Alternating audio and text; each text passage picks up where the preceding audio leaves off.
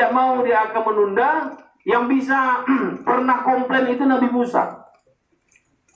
Waktu mau dicabut nyawanya, dia agak komplain.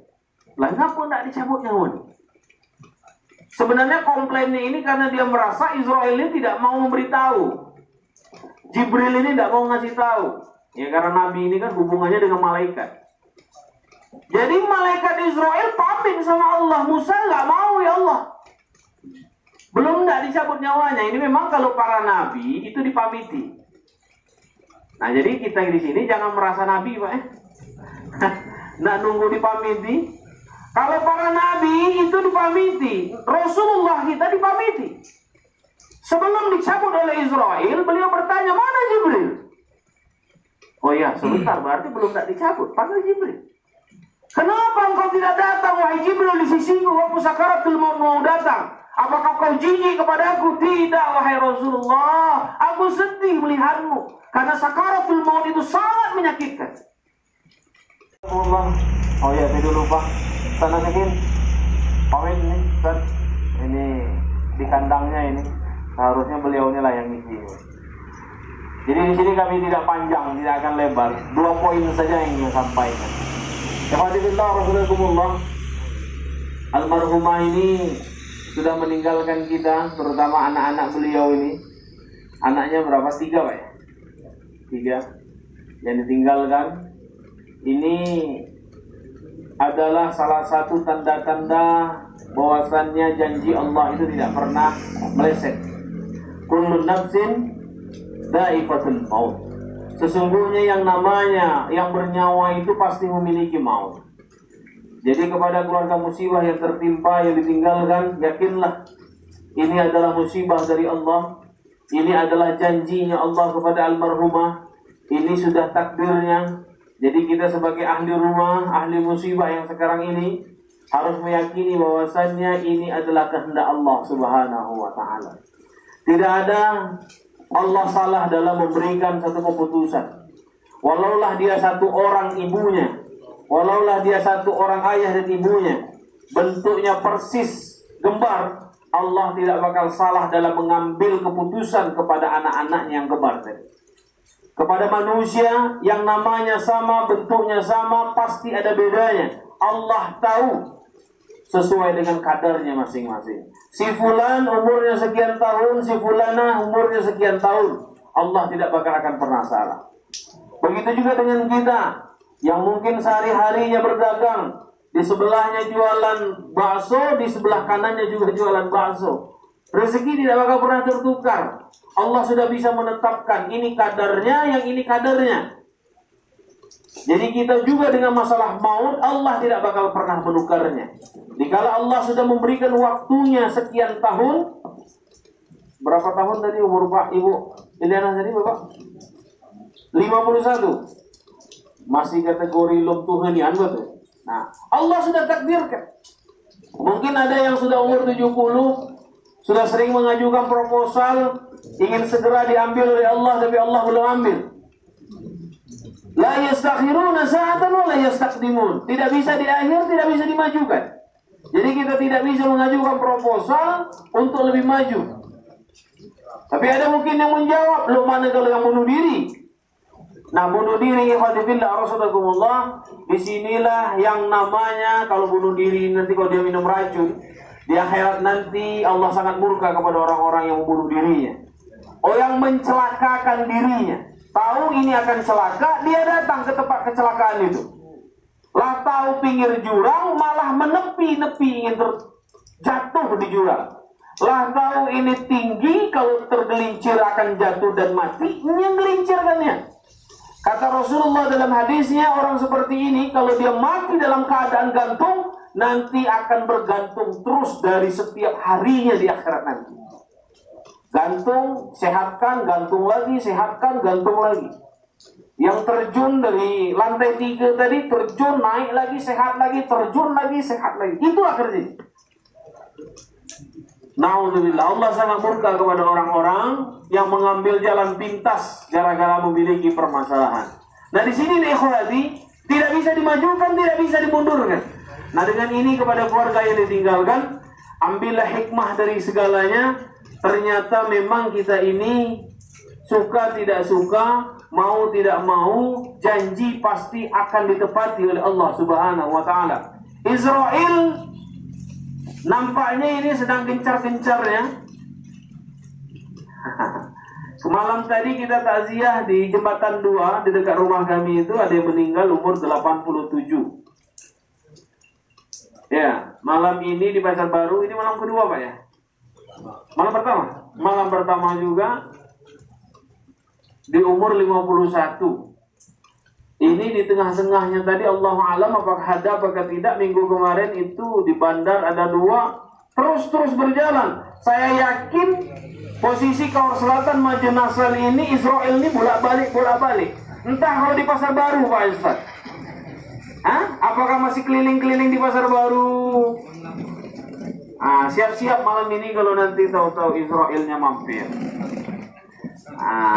Kira-kira lah yang kira-kira biasanya tidak pernah salaman, tidak pernah ini, tahu-tahu ngejut tak salaman itu biasanya ngejut tanda-tanda itu. Karena Israel ini tidak pernah kompromi. Kalau janjinya datang, sudah tidak mau dia akan menunda. Yang bisa pernah komplain itu Nabi Musa. Waktu mau dicabut nyawanya, dia agak komplain. Lah kenapa tidak dicabut nyawanya? Sebenarnya komplainnya ini karena dia merasa Israel ini tidak mau memberitahu. Jibril ini tidak mau ngasih tahu. Ya karena Nabi ini kan hubungannya dengan malaikat. Jadi malaikat Israel pamit sama Allah. Musa nggak mau, ya Allah. Belum tidak dicabut nyawanya. Ini memang kalau para nabi itu dipamiti. Nah jadi kita di sini jangan merasa nabi Pak. Nggak nunggu dipamiti. Kalau para nabi itu dipamiti, Rasulullah kita dipamiti. Sebelum dicabut oleh Israel, beliau bertanya, mana Jibril? Oh iya, sebentar, berarti belum tak dicabut. Panggil Jibril. Kenapa engkau tidak datang, wahai Jibril, di sisiku waktu sakaratul maut mau datang? Apakah kau jijik kepadaku? Tidak, wahai Rasulullah. Aku sedih melihatmu. Karena sakaratul maut itu sangat menyakitkan. Jadi Rasul-Rasul itu memang dikasih peluang untuk dipamiti. Nah Musa pamitnya, enggak udah kira apa bahasa gitu. Bahasa KUA itu seperti itu. Akhirnya apa pamit? Kata Allah, sudah. Tempelkan tangan Musa ke kulit lembu. Berapa jumlah bulu yang tertempel dengan tangannya, segitulah lamanya dia akan hidup kembali. Setelah itu kata Musa, ya mati. Jadi setelah habis waktu jumlah bulu tadi, mati. Kalau masih mati juga, cabutlah begini. Jadi ikhwati, namanya Nabi, walaupun dia punya wahyu, tetap Allah cabut yang namanya nyawa. Kullu nafsin dha'iqatul maut. Bahkan nanti sampai di yaumil akhir, sampai hari penghujung sebelum kiamat, semuanya sudah dihancurkan. Kiamat sudah ditiupkan trompetnya oleh malaikat Israfil. Trompet pertama sudah ditiup, semua manusia makhluk ini hancur. Hancur. Orang-orang Eropa sedang buat satelit Palapa, pesawat ulang-alik menuju bulan. Berpikir kalau dunia ini akan meledak, mereka akan selamat di bulan. Padahal tidak jelas yang namanya inna fi khalqis samawati wal ardh. Sesungguhnya dalam penciptaan langit dan bumi, bulan itu termasuk dalam bawahnya langit pertama. Iya Pak, bulan itu masih bawah dalam lindungan langit pertama. Belum langit kedua, ketiga, sampai ketujuh. Dalam ceritanya Isra wal Mi'raj Rasulullah Sallallahu Alaihi Wasallam. Jadi semuanya akan runtuh, langit ini akan runtuh, apalagi bulan. Orang-orang kafir, orang-orang yang tidak beriman ini akan pergi. Nah tidak bisa, semuanya akan hancur dikala tiupan pertama trompetnya Israfil. Nah bagaimana para malaikat? Malaikat tinggal 2. Malaikat Jibril dan malaikat Israel pencabut nyawa. Israel diperintahkan oleh Allah mencabut nyawanya sendiri. Nah, Jibril lah yang memiliki keistimewaan, Allah langsung yang mencabut nyawanya. Semuanya habis. Itulah makna dalam surah Al-Fatihah yang selalu kita baca, Malikya Yaumiddin. Malik, Raja Yaumiddin, hari pembalasan, hari akhir. Jadi yang ada satu-satunya di seluruh jagat raya ini hanyalah Allah Subhanahu wa ta'ala. Malaikat pun semuanya mati. Ini ikhwati, semuanya akan mati, apalagi kita semua. Apalagi kita semua. Nah, jadi ini kepada sahibul musibah, insya Allah bisa memaknai dan bisa mengambil hikmah. Semoga dengan adanya dipanggilnya seorang hamba, ibu kita ini, saudara kita ini, tetangga kerabat kita ini, semoga kita bisa mengambil hikmahnya. Apa makna hikmahnya? Kita tahu ternyata kita ini akan kembali. Tsumma ilaina turja'un. Setelah itu kita akan kembali kepada Allah Subhanahu wa ta'ala. Insyaallah kalau kita bisa mengambil hikmahnya, terutama kepada sahibul musibah, kita bisa makin mengambil hikmah pelajaran dan kita akan meningkatkan amal ibadah kita kepada Allah Subhanahu wa ta'ala. Belum malam? Yang kedua, ini tadi yang pertama untuk sahibul musibah. Satu poin sudah selesai. Poin kedua, untuk kita semua di sini, tadi sudah kami singgung sedikit tentang yaumil akhir. Disinilah Bapak Ibu, ada ibu-ibu di dalam? Banyak lah, ngisi ibu-ibu. Bapak Ibu semua yang dirahmati oleh Allah, perlu kita renungkan. Kita sebagai seorang hamba yang memiliki pikiran yang Allah berikan, kita berbeda dengan binatang-binatang atau makhluk lain yang Allah ciptakan. Kita berbeda. Malaikat saja semulia itu posisinya, tidak Allah berikan yang namanya nafsu. Kekurangannya di sini malaikat. Malaikat itu beribadah terus kerjanya, tidak ada godaan bagi. Tapi berbeda dengan kita, Allah kasih kita akal, Allah kasih kita nafsu. Ya, akan tetapi apa bedanya? Dikala kita mampu mengkoordinir, kalau dalam bahasa guru kepada muridnya, karena beliau ini guru, kita mampu mengkoordinir nafsu ini dalam kaidah iman, aman. Aman. Hal-hal yang dilarang oleh Islam ada di dalam Islam. Berzina dilarang oleh agama, tapi Allah perkenankan menikah sampai 4 istri. Ada yang enggak? Kesana sikit. Islam memberikan koridor. Nafsu syahwat Allah persilahkan dalam kaidah kebenaran, dalam sesuai tuntunan agama. Nah, di sini kita sebagai orang yang berakal harus berpikir. Orang yang berakal dan beriman. Karena kalau orang berakal saja, Bapak, orang pintar tidak cukup untuk menjadi orang baik. Ya, banyak orang pintar tapi jahat. Untuk menjadi orang baik, dia harus punya rasa keimanan. Dia harus punya rasa di dalam hatinya, perasaan. Bukan hanya pintar otaknya saja, tapi hatinya harus bergerak. Kalau hanya sekedar ingin pintar, anak-anak ini sekolah kita tutup, Pak. Suruh belajar sama Google. Tahu nggak Google? Google itu, Pak, Bapak tanya apa-apa saya jawab. Ini karena banyak guru. Guru fisika pintar, Pak, sampai 3 tingkat rumus dia jelaskan. Guru matematika sampai 3 tingkat rumus dia tuntaskan.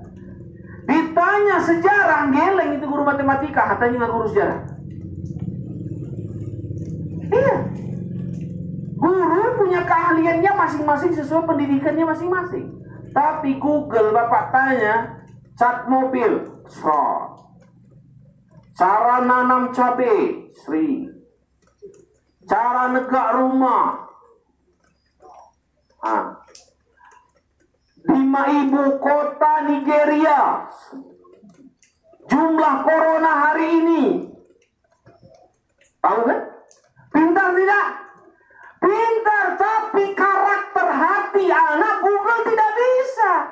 Ini anak orang tuanya sedang tertimpa musibah. Ini anak orangnya sedang mentalnya terbelakang. Ini anak dari kaum orang kaya, orang miskin. Google nggak paham.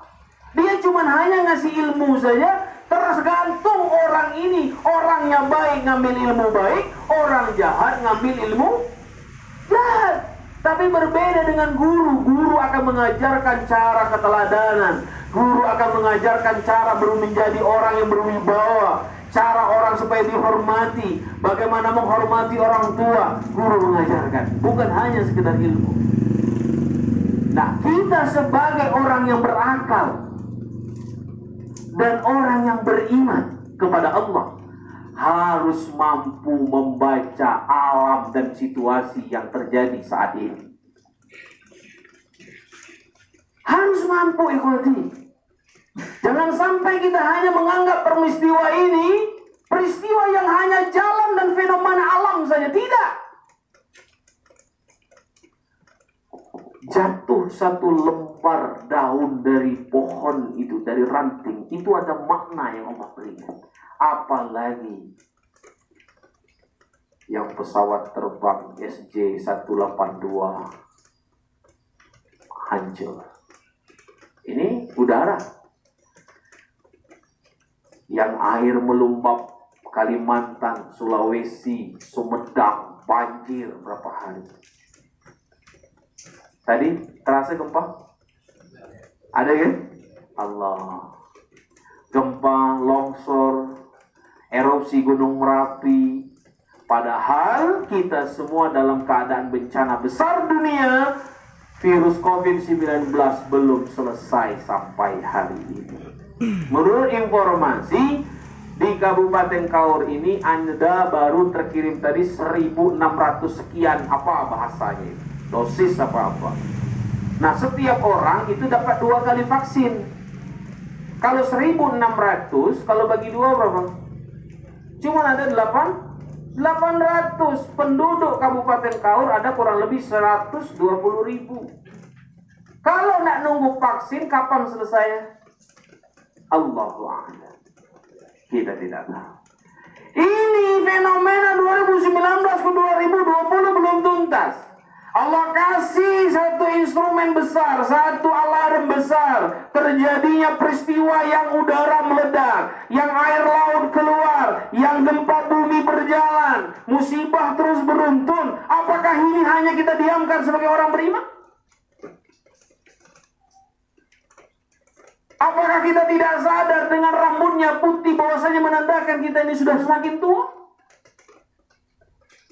Apakah Allah kasih tanda dengan rontoknya rambut gigi kita yang kuat selama ini tidak menandakan bahwasanya kita ini semakin tua?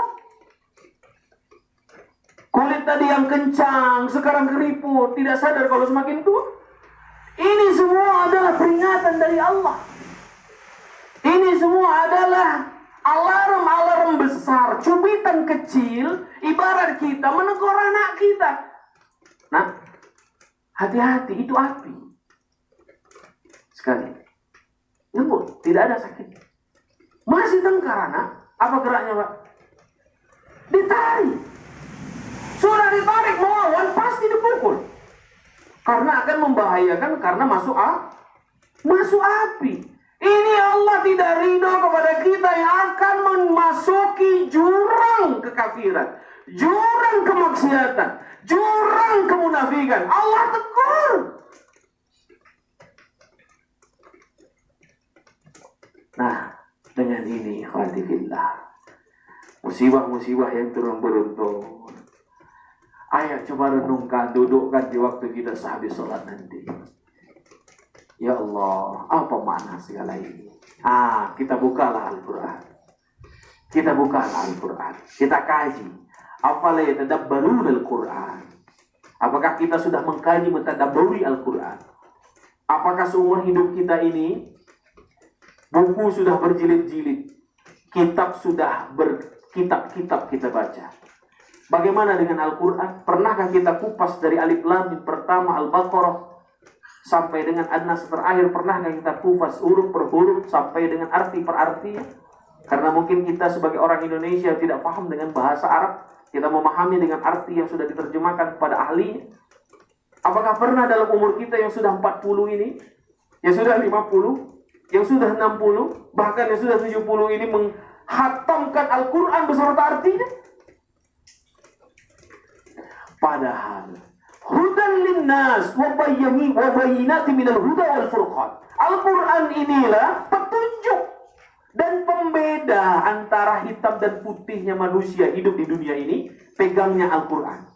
Jadi kalau bapak-bapak kita semua ingin pergi ke hutan, peta perjalanan di hutan belantara ini adalah Al-Quran. Sebelah kiri hati-hati jurang panjang dalam mencekam. Sebelah kanan nanti hati-hati binatang buas banyak di sini. Ini sudah dikasih tahu dalam peta. Pohon-pohon ini akan ada, tapi jangan diambil daunnya karena beracun. Ini peta sudah masih tahu. Al-Quran lebih detail dari itu. Ya, tapi bedanya sudah buka Quran apa belum? Sudah gaji Al-Quran berapa belum? Sudah khatam berapa kali Al-Quran dengan artinya apa belum?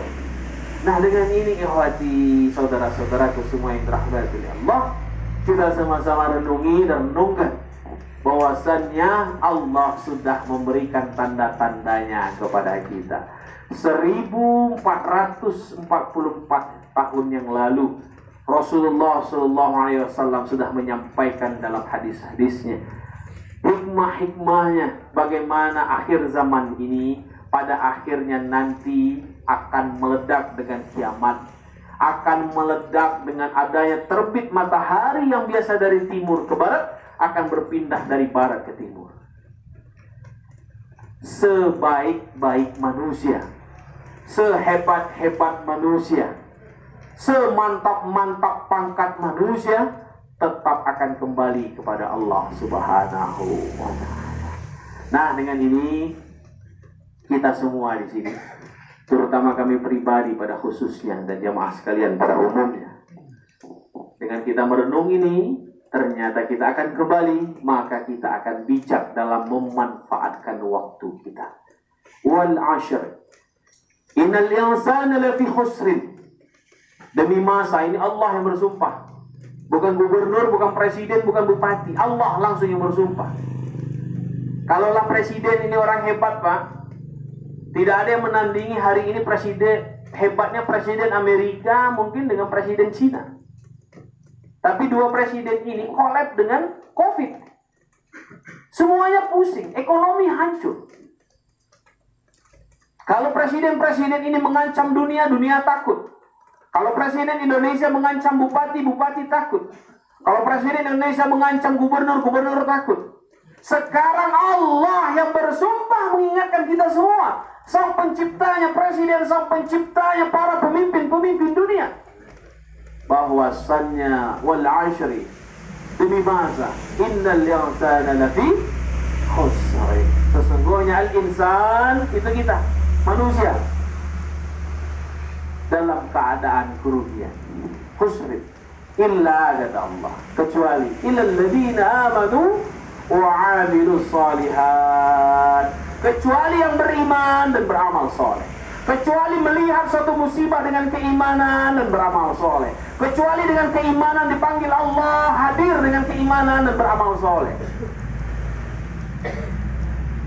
Jadi kita tidak bakal rugi di sisi Allah, tidak bakal rugi dengan waktu kalau kita termasuk golongan orang-orang yang beriman dan beramal soleh. Sudah sejauh mana keiman kita dan amal soleh kita? Inilah yang perlu kita renungkan. Karena Bapak Ibu semua yang dirahmati oleh Allah, seperti almarhumah hari ini sudah tidak bersama kita. Iya, Kemarin itu kita dapat kabar kawan-kawan yang masih muda, umur 40, anak masih kecil, tahu-tahu paginya masih ngisi bensin, malamnya habis kayak gini jam 8 malam minta kerok sama istrinya karena masuk angin, ternyata bukan angin sembarang angin. Ternyata penyakit jantung, jam 9 lepas. Anak masih kecil, Pak. Secara logika sebenarnya Allah tidak adil. Tidak, Allah adil. Allah nggak bakal pernah salah. Allah nggak bakal pernah salah. Pernah ibundanya Maryam. Ini agak kecewa, bukan kecewa, agak kaget. Karena sudah mewakafkan kandungannya itu untuk Allah. Iya. Sudah mewakafkan kandungan itu Allah. Tahu-tahu lahirnya wanita. Itulah yang diberi nama Maryam. Ibunya soleh, anaknya soleha. Ibunya soleha dan anaknya juga soleh. Ya Allah, pasti engkau memiliki rahasia di balik ini. Karena engkau kalau sebenarnya, kalau untuk mewakafkan, kalau di zaman itu, berarti harus lahirnya laki-laki. Dia akan menjadi nabi, atau akan menjadi pendakwah, atau menjadi rasul. Ternyata yang lahir perempuan. Allah tunda, ikhwah. Allah tunda. Ternyata bukan lahir dari istrinya Imran, ibunya Maryam, tapi lahir seorang wanita bernama Maryam, dan dari rahim Maryamlah keluar seorang nabi, Al-Isa Al-Masih. Iya, Allah tunda keinginan ibunya. Allah lahirkan wanita yang mungkin tidak sesuai dengan pendapat atau keinginan kita. Ternyata Allah tunda satu generasi. Setelah itulah baru Allah jawab doa kita.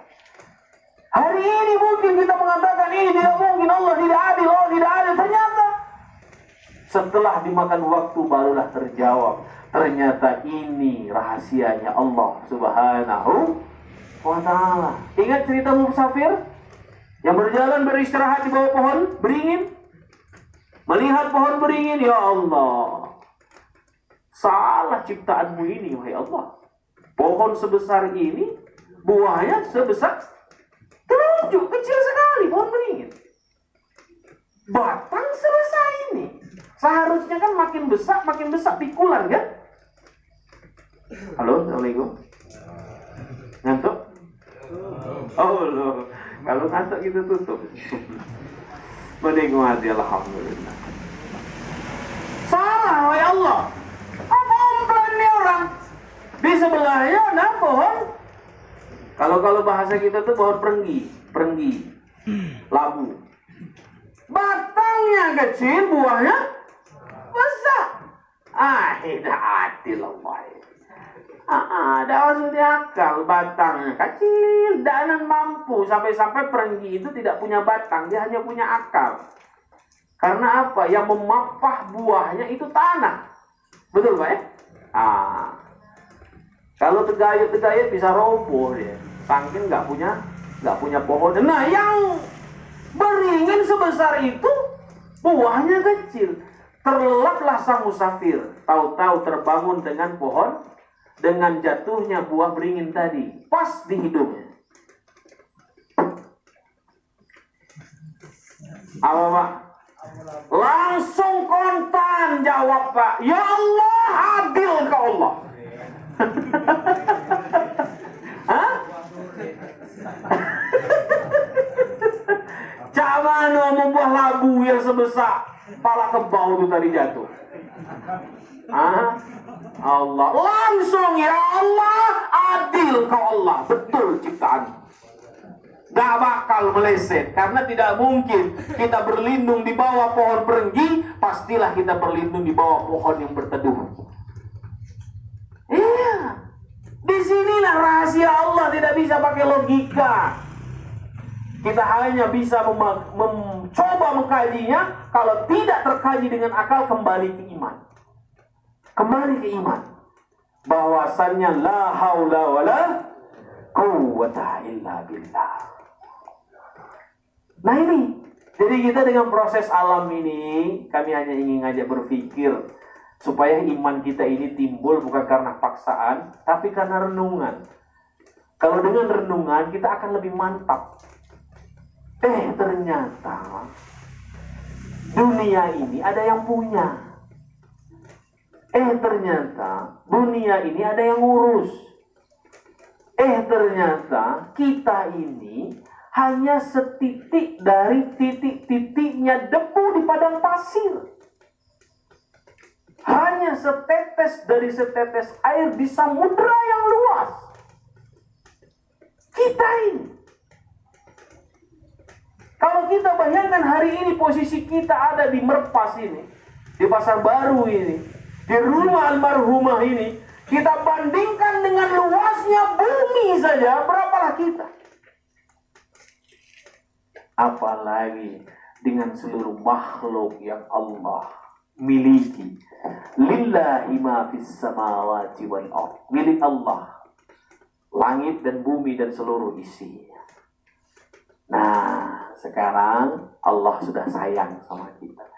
Allah ingatkan kita. Allah tegur kita. Allah kasih alarm besar. Kalau seperti orang dalam kapal laut itu, ada alarm kencang. Pring!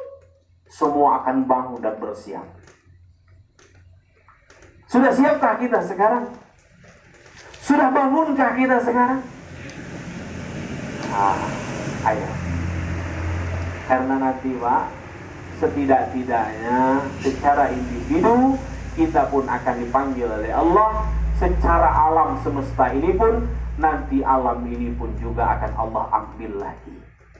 Nah, yang menjadi hal juga, kita ini semua setelah mati bukan hanya sekedar mati, tapi akan diminta pertanggungjawaban oleh Allah. Faman ya'mal mithqala dzarratin khairan yarah wa man ya'mal mithqala dzarratin sarran yarah. Yang berbuat kebaikan dia akan melihat di akhirat nanti. Yang hobinya menjahati, kejahatan, kemunafikan, itu semua akan dilihatnya di akhirat nanti. Satu zarah pun tidak bakal pernah Allah salah dalam memberikan balasan. Tapi baiknya Allah, keburukan yang baru diniatkan tidak bakal Allah berikan ganjaran dosanya. Tidak mungkin Allah berikan dosa atau sanksi. Tapi kalau kebaikan, Pak, baru niat sudah Allah kasih ganjaran pahala. Bapak, habis malam ini dalam hatinya, ya Allah, mau niat ini. Betul ini. Malam nanti saya ingin sholat tahajud, ya Allah. Niat, Pak. Sudah satu pahala. Tapi jangan obral niat, Pak, ya. Cuma niat doang. Tapi kalau niat itu ikhlas, Allah tahu itu.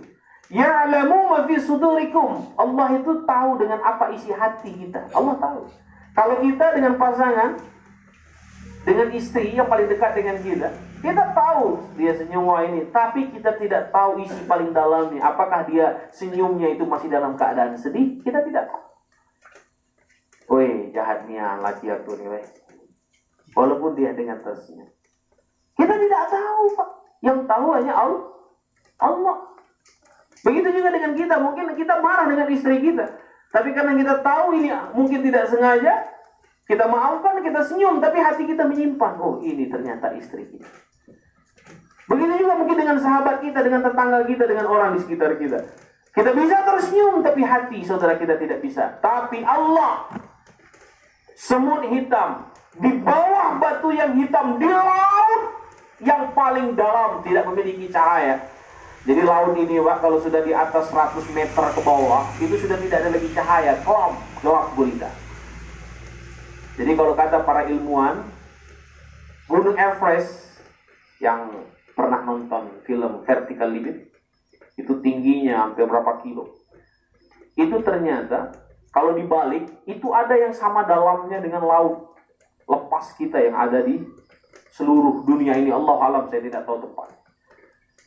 Dalamnya itu berkilo-kilometer lautan itu. Nah, 200 meter itu sudah tidak lagi bisa manusia sursalah.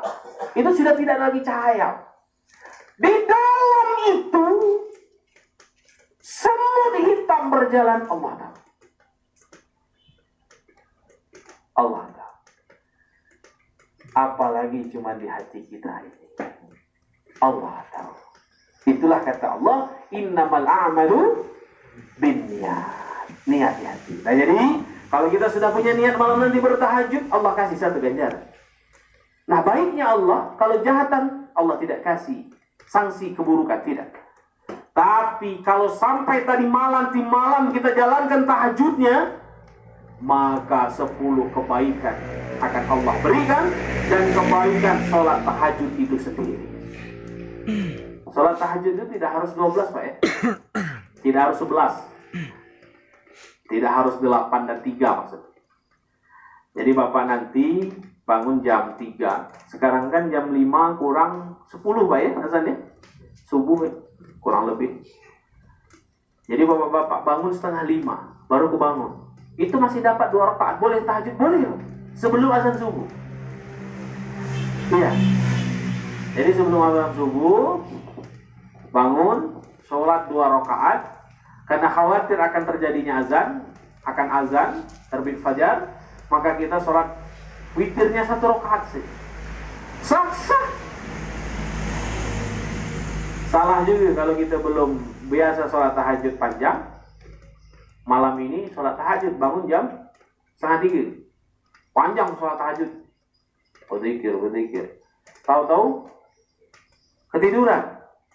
Bangun jam 6. Ini meleset juga. Ngejar tahajud tinggal subuh. Ini tidak boleh, Pak. Tahajud itu sunnah, subuh wajib. Jadi ukur dulu, latihan dulu. Kalau yang baru-baru ambil 3 rakaat dulu lah. 2 rakaatnya sholat tahajudnya, 1 rakaatnya sholat witirnya. Jadi nggak usah harus pengen langsung tinggi seperti para nabi, para syuhada wassolihin. Tidak usah terlalu pelan-pelan saja, bismillah. Tapi istiqomah. Istiqomah itu konsisten. Terus berkontinu. Makin menambah, Masya Allah. Nah ini, Bapakku sekalian, Bapak-bapak, Ibu-ibu sekalian, rahmatullahi Allah. Pas jam 10 kurang. Hujan sudah reda. Lah boleh ngajung balik betul. Jadi inilah poin yang ingin kami sampaikan. Kami hanya ingin mengajak berpikir, kami hanya ingin mengajak merenung, tapi yang paling poin yang ingin kami sampaikan ini terkhusus kepada kami pribadi dan kita semua. Ini cambuk besar bagi kami dan kita semua, agar kita sama-sama bisa merenungi. Inna fi ikhtilafil laili wan nahar la ayatin liulil albab. Ikhtilaf, pergantian langit, pergantian malam dan siang. Penciptaan langit dan bumi. Itu adalah tanda-tanda dari kekuasaan Allah. Liulil albab, bagi orang-orang yang memiliki akal sehat. Jadi bergantinya siang, bergantinya malam, ini tahu kekuasaan Allah. Bagi siapa? Bagi yang memiliki akal sehat.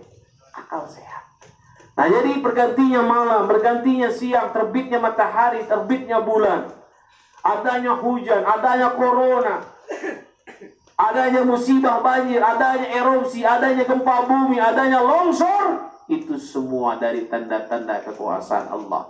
Tahu orang itu kekuasaan Allah? Bagi orang-orang yang memiliki akal sehat. Semoga kita semua yang berhadir di sini memiliki akal sehat. Amin. Dan semoga kita bisa mengambil hikmahnya. Dan insya Allah, kalau Allah panggil secara individu, kita sudah siap dengan setidak-tidaknya dengan amal yang kita miliki. Kita mungkin susah mau seperti Nabi yang sholat tahajudnya sampai bekak tumitnya. Kita mungkin juga susah seperti para sahabat yang mampu ikhlas sholat bahkan bersedekah dari seluruh hartanya. Tapi setidaknya kita menuju ke sana. Kita berusaha semaksimal mungkin dengan apa yang kita punya. Dan insya Allah dengan usaha kita yang kita miliki, dengan usaha kita yang kita amalkan sesuai dengan tuntunan Al-Quran dan As-Sunnah, Allah menerimanya dan Allah selamatkan kita dunia dan akhirat nanti. Amin. Amin ya Rabbal Alamin. Kurang lebih kami mohon maaf. Kalau ada baiknya ambil baiknya. Itu murni dan pasti datang dari Allah Subhanahu wa ta'ala. Kalau ada buruknya, kami mohon maaf lahir dan batin. Itu pasti datang dari kami pribadi kepada Allah. Kami mohon ampun, dan kepada Bapak sekalian, Ibu, kami mohon maaf. Ambil baiknya, buang jauh-jauh buruknya. Wabillahi taufiq wal hidayah. Ila liqa ma'assalamah wal faidah. Wassalamualaikum warahmatullahi wabarakatuh. Waalaikumsalam warahmatullahi wabarakatuh.